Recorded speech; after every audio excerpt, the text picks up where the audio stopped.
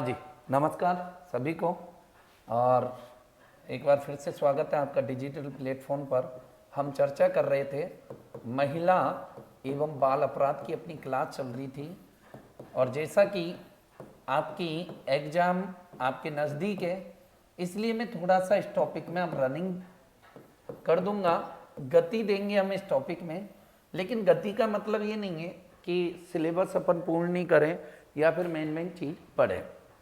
देखिए, इसमें हम सबसे पहला पॉइंट पढ़ रहे थे महिलाओं से संबंधित अपराध, यानी कि महिलाओं से संबंधित अपराध में हमने क्या पॉइंट पढ़ा। देखिए, महिला अपराध में हम कौन कौन से पॉइंट पढ़ चुके हैं पहले तो ये बता देता हूँ, जिससे कि सारे पॉइंट क्लियर होंगे और उनसे संबंधित कोई भी फैक्ट हो। आईपीसी पढ़ लिया, एनसीआरबी कंप्लीट कर लिया, कार्यस्थल पर महिला उत्पीड़न पढ़ लिया, कार्यस्थल पर महिला उत्पीड़न कंप्लीट कर लिया, अश्लीलता से संबंधित धाराएं पढ़ ली, ठीक है, और एसिड से संबंधित धाराएं पढ़ ली, एसिड एक्ट कंप्लीट कर लिया। इसके बाद जो हमने बात की थी, जिसमें एक दहेज निवारण अधिनियम अपना बच रहा है 1961 वाला, ठीक है। इसके बाद अपन जो पढ़ेंगे मेन चीजें, जैसे कि गर्भपात वाले अधिनियम बचे हुए हैं और वेश्यावृत्ति बच रही है, ठीक है, और महिलाओं से संबंधित प्रमुख धाराओं का अपन प्रावधान करेंगे। तो आ जाइए बात करते हैं आज के सेशन में। सबसे पहले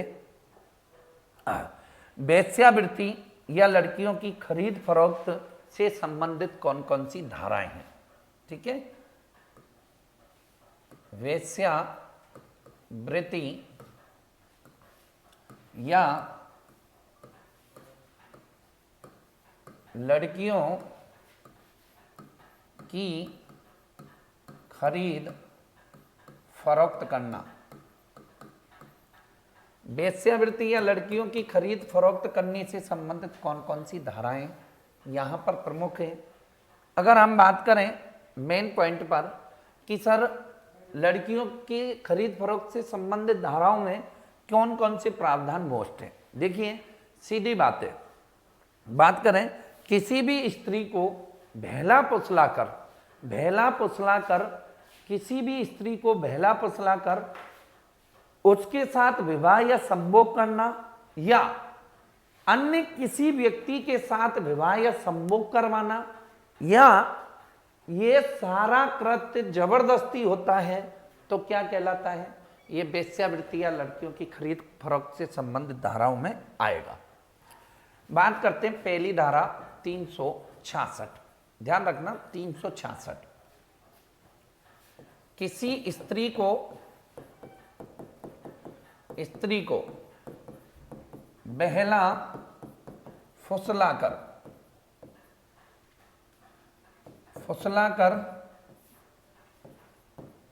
उसके साथ जबरदस्ती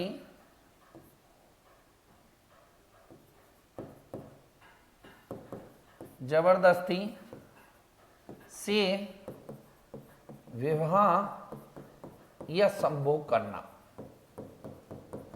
करना या दूसरे के साथ विवाह या संभोग करना, ठीक है ना। तो ये धारा 366 में है, ध्यान रखना। अगर ऐसे फैक्टों के संदर्भ में हम बात करेंगे तो किसी भी लड़की के साथ जबरदस्ती बहला फुसलाकर प्यार प्रेम में उसे फंसाकर ऐसा किया जाता है या उसे वेश्यावृत्ति करवाई जाए तो अपनी सजा का प्रावधान है 10 वर्ष की सजा, और जुर्माना तो निश्चित होगा। क्लियर।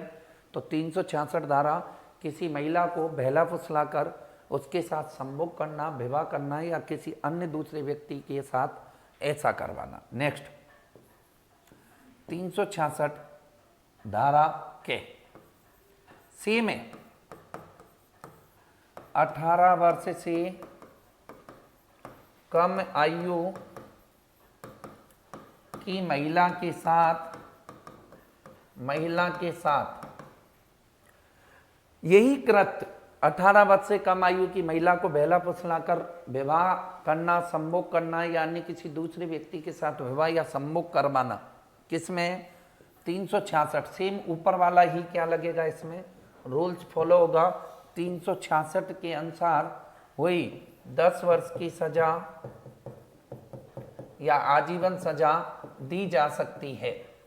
क्लियर, ध्यान रखना 366 तो कोई भी उम्र की महिला हो 18 से ऊपर, और 366 खे में 18 से नीचे कोई महिला होगी तो सजा का प्रावधान दिया गया है। नेक्स्ट बात करते हैं 366 खे। 366 खे क्या है? देखो भाई 366 खे, देखो आज के दौर में क्या है, फेसबुक, इंस्टाग्राम, बहुत सारी ऐसी आइडिया हैं जिन पर आप एक देश से दूसरे देश के लोगों के साथ चैटिंग कर सकते हो। अब आपने कोई देश की लड़की से दोस्ती कर ली, ठीक है, और उस विदेशी लड़की को बहला फिसलाकर इंडिया बुला लिया, तो उसके साथ आपने विवाह या जबरदस्ती संभोग किया या अन्य किसी व्यक्ति के साथ विवाह या संभोग करने के लिए बाध्य किया तो धारा 366 है। ध्यान रखना, विदेशी महिला को बहला फुसलाकर विवाह या संभोग करना 366 है। और इसमें दोस्तों सजा का प्रावधान है क्या, 10 वर्ष या आजीवन, ठीक है। 366 है। विदेशी स्त्री को अगर आप ऐसा करते हो, दोस्त बना के उसके साथ अन्य किसी से संभोग करवाते हो या खुद करते हो, तो ये आपको इस सजा के तहत प्रावधान होगा। नेक्स्ट है 372 धारा 372 वेश्यावृत्ति के लिए महिलाओं को खरीदना या बेचना। अगर 372 पूछ ले तो वेश्यावृत्ति के लिए महिलाओं को बेचना, ध्यान रखना। और इसी के प्रारूप में 373 भी याद रखना है कि वेश्यावृत्ति के लिए महिलाओं को खरीदना कौन सी धारा में आएगा, 372 बेचने में और 373 खरीदने से संबंधित धारा है। दोनों धाराओं में सजा का प्रावधान सेम कंडीशन है, क्या है, 10 वर्ष की सजा प्लस जुर्माना है, आजीवन भी कर सकते हैं खरीदने और बेचने पर। क्लियर, तो ये धारा थी 493 धारा। नेक्स्ट बात करते हैं, किसी स्त्री को झूठा विश्वास दिलाया जाए तो कौन सी धारा है, 493। किसी महिला को झूठा विश्वास दिलाना शादी के लिए या तो आप किसी महिला से कह देते हो कि हमारी शादी हो गई, मंदिर में गए, 2-4 मंत्र बोले, 2-4 दोस्त लफारिया बुलाए, माला पहनाई और ब्याह संपन्न, ठीक है। तो यानी कि कैसा ब्याह नहीं हुआ, विधि पूर्वक विवाह ना करना, विवाह ना करना, कोई भी रजिस्ट्रेशन नहीं है। जबकि राजस्थान सरकार ने 2009 एक्ट के तहत प्रत्येक विवाह का पंजीयन करवाना जरूरी है, लेकिन यहाँ कोई पंजीयन नहीं, कोई गवाह नहीं, बस वो 2-4 दोस्त हैं, वो तो भूल जाएंगे, वो मना कर देंगे, हमें नहीं पता, ठीक है भाई।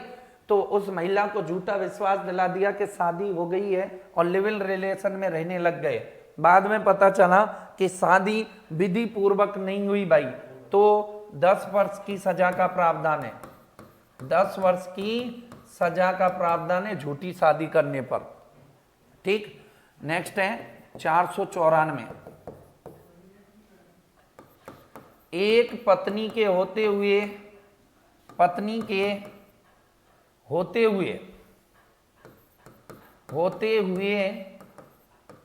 दूसरा विवाह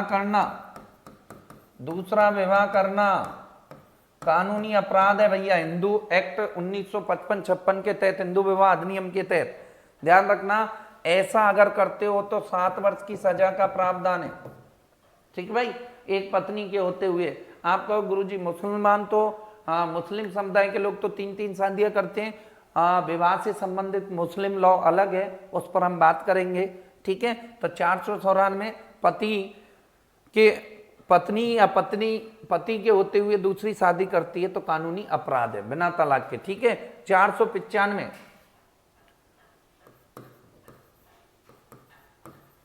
धारा 495 पहले विवाह को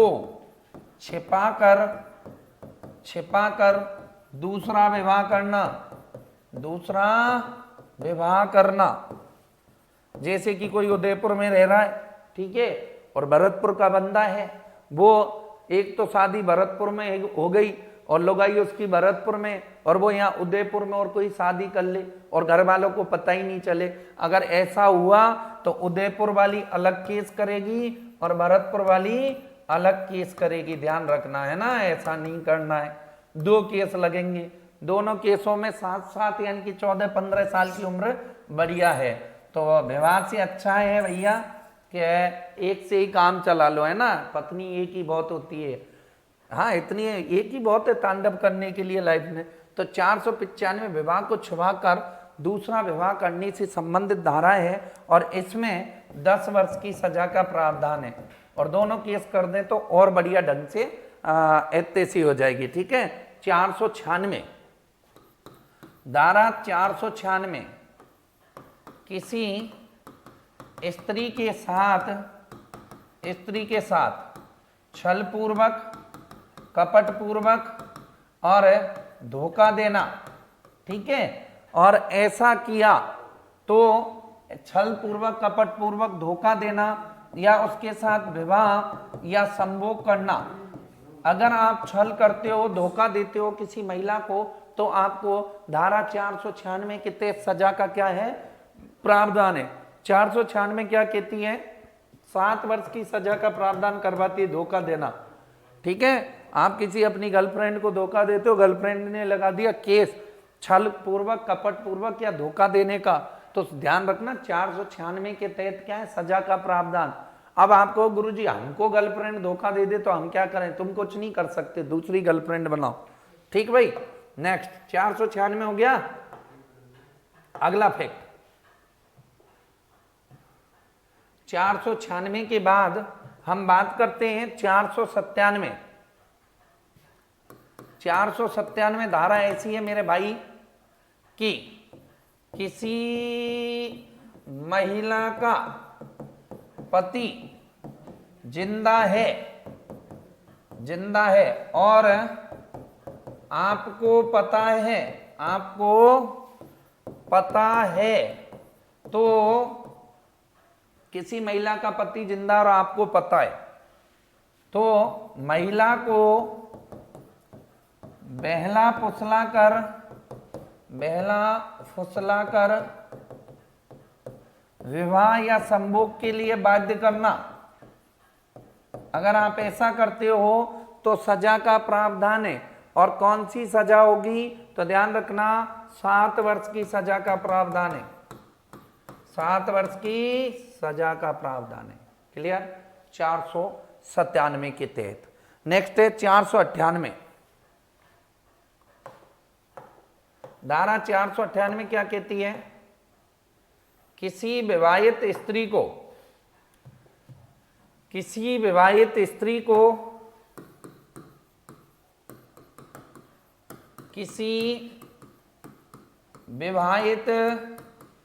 स्त्री को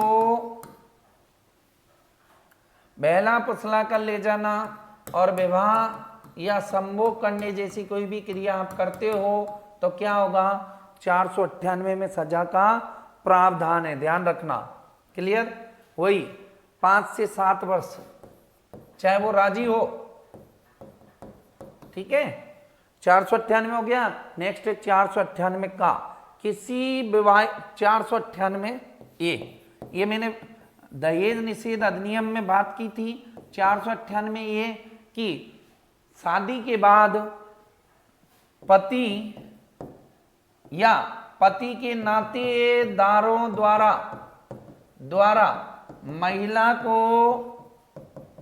महिला को उत्पीड़न करना 7 वर्ष के अंतराल में अगर ऐसा किया जाए तो 498 के तहत वही 5 से 7 वर्ष की सजा का प्रावधान है। ठीक है, ये फैक्ट आपने बात कर ली थी। 509 किससे संबंधित है?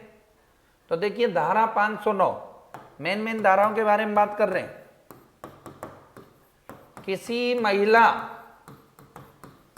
के अंग विच्छेदन, किसी महिला के अंग विक्षेपण या महिला को आहत करना, कोई भी चोट पहुंचाना, आहत करना, अगर ऐसा करते हो तो 509 धारा के तहत 7 से 10 वर्ष की सजा का क्या है मेरे भाई? प्रावधान रखा गया है। क्लियर? तो देखिए 509 हो गई। 499 मानहानि से संबंधित धारा है। 499 पूछ ले तो मानहानि से संबंधित धारा है 499। इसके बाद 500 पूछ ले, 500 किससे संबंधित है? मानहानि के लिए दंड का प्रावधान है। किसका प्रावधान है? दंड का प्रावधान दिए गए मानहानि के लिए। वैसे तो 2-2 वर्ष की सजा है, 2 वर्ष नॉर्मली। तो मानहानि का केस अगर झूठा निकलता है तो क्लियर। ये कुछ महिलाओं से संबंधित धाराएं थी। इनमें कोई भी धारा आपको अश्लीलता की धाराएं और वो धाराएं भी याद रखनी है। ठीक है, नेक्स्ट 292 बताई दी मैंने। देखो भाई एक बार बता देता हूं 200 और कौन कौन सी धाराएं बताई। एक तो 292 बता दी मैंने। ठीक, 292 किससे संबंधित है? अपराध जिससे किसी महिला की लज्जा भंग हो जाए। 293 कंप्लीट, 294 मेरी तरफ से कंप्लीट। ठीक है, और 304 महिलाओं की सब धाराएं बता रहा हूं। इसके बाद 306 और इसके बाद 307, 302 हत्या से संबंधित है। ठीक भाई, 12, 13, 14, 15, 16, 17, 18 तो ये धाराएं आपकी मेन है, क्योंकि अलग अलग धाराओं को मैंने अलग अलग रूप में यहाँ पर विस्तारित रूप में आपको बता दिया। तो ये अश्लीलता से संबंधित क्या थी? प्रमुख धाराएं थी। ठीक है, तो इनको आपको याद रखना है भाई, महिलाओं की अश्लीलता से संबंधित धाराएं। नेक्स्ट बात करते हैं गर्भपात से संबंधित धाराएं। गर्भपात से संबंधित धाराएं कौन कौन सी है भाई?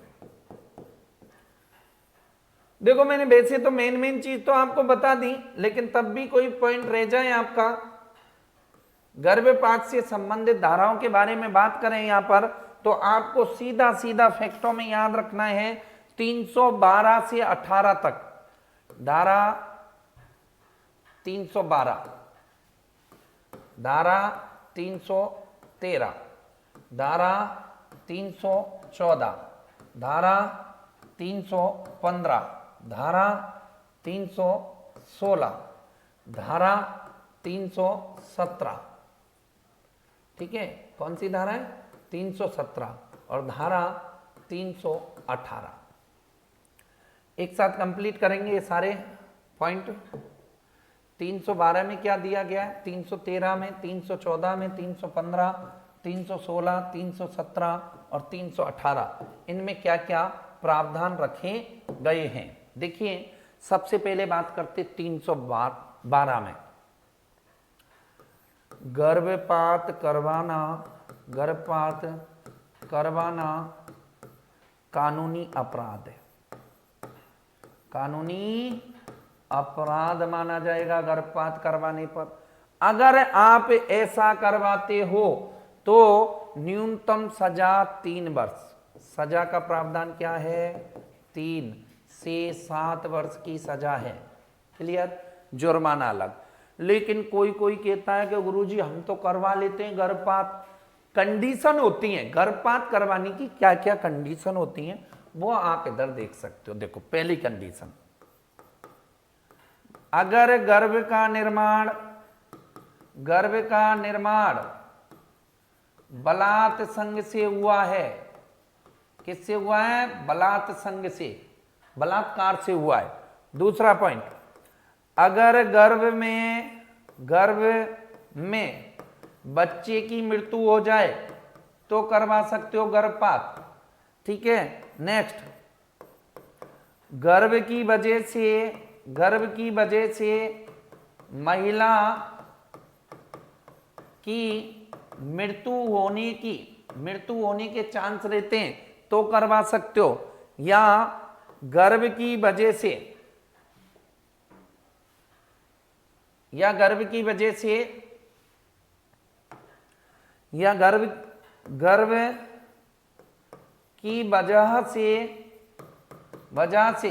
महिला को लाइलाज बीमारी हो जाए जिसका कोई इलाज नहीं है तो अपन करवा सकते हैं गर्भपात। धारा 312 गर्भपात करवाना कानूनी अपराध माना गया है, 3 से 7 वर्ष की सजा है। क्लियर? धारा 313 बिना सहमति के महिला की सहमति के बिना गर्भपात करवाना कानूनी अपराध है। यानी कि महिला 18 वर्ष से प्लस है तो महिला की सहमति, 18 वर्ष से माइनस है, कम है तो महिला के माता पिता या उसके घर वालों की सहमति जरूरी है। ठीक है। अगर ऐसा करते हो तो 10 वर्ष की सजा का प्रावधान है। 10 वर्ष की सजा का प्रावधान है। धारा 314 क्या कहती है? धारा 314 कहती है कि गर्भपात के दौरान महिला की मृत्यु हो जाए, गर्भपात के दौरान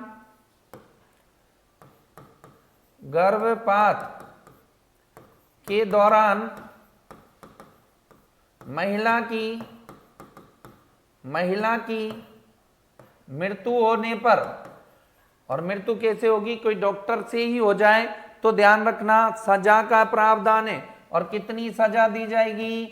10 वर्ष की सजा का प्रावधान है मेरे भाई। क्लियर? गर्भपात के दौरान सजा। अब देखो, कोई व्यक्ति चाह रहा है कि मैं गर्भपात करवाऊं लेकिन कानून बना हुआ है वो गर्भपात नहीं करवा सकता, तो 315 में क्या है?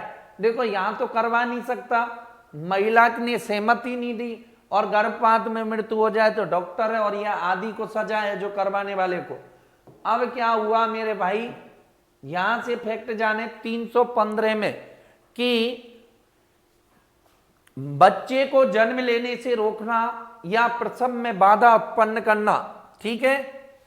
बच्चे को जन्म लेने से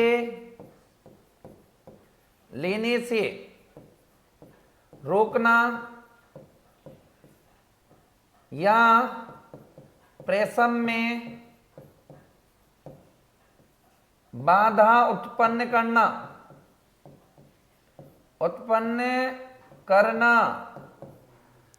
अगर कोई व्यक्ति ऐसा करता है तो 10 वर्ष की सजा का प्रावधान है। कितने वर्ष की सजा का?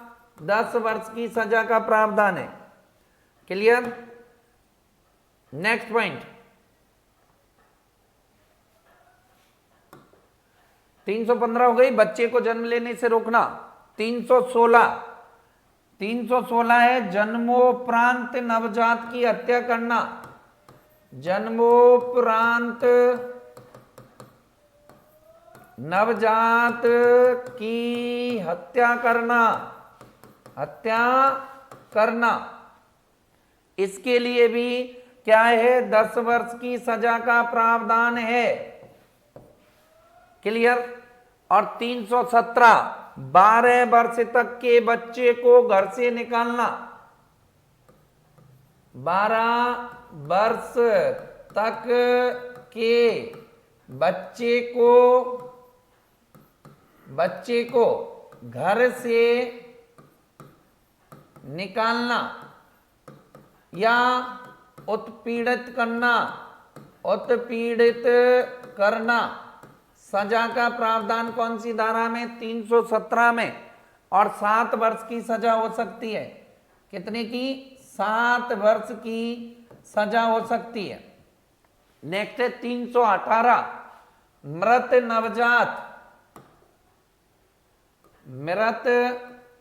नवजात का अंतिम संस्कार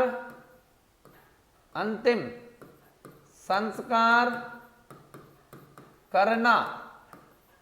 कहीं कहीं पर क्या होता है, मृत नवजात पैदा होता है तो उसका लोग अंतिम संस्कार नहीं करते और उसके अंगों को और बेच देते हैं। तो ध्यान रखना कि अगर ऐसा होता है तो सजा का प्रावधान है। और कितनी सजा का प्रावधान है, 7 वर्ष की सजा का प्रावधान है। तो धारा 312 किससे संबंधित है, गर्भपात करवाना कानूनी अपराध। 4 कंडीशनों में, गर्भ की वजह से रोग हुआ हो, गर्भ में बच्चे की मृत्यु हो गई हो, गर्भ का निर्माण बलात्संग से हुआ हो, लाइलाज बीमारी, सजा 3 से 7 वर्ष। धारा 313 क्या कहती है, महिला की सहमति के बिना गर्भपात करवाना कानूनी अपराध है, 10 वर्ष की सजा। धारा 314, महिला की गर्भपात के दौरान मृत्यु हो जाए, 10 वर्ष की सजा। 315, महिला की बच्चे को जन्म लेने से रोकना और गर्भ में बाधा उत्पन्न करना प्रसव में।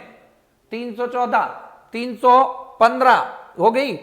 316, जन्मोपरांत बच्चे की हत्या करने का प्रयास करना। 317, 12 वर्ष तक के बच्चे को घर से मार कूट के निकाल देना, 7 वर्ष। 318, मृत बच्चे का अंतिम संस्कार करना जरूरी है। इस प्रकार गर्भ से संबंधित मेन धाराएं कंप्लीट होती हैं। ठीक भाई। नेक्स्ट बात करते हैं वेश्यावृत्ति कंप्लीट, गर्भ से संबंधित कंप्लीट हो गया। ठीक भाई। अगला पॉइंट है अपना जिस पर हम बात करें, इस प्रकार अपनी गर्भपात से संबंधित धाराएं कंप्लीट होती हैं।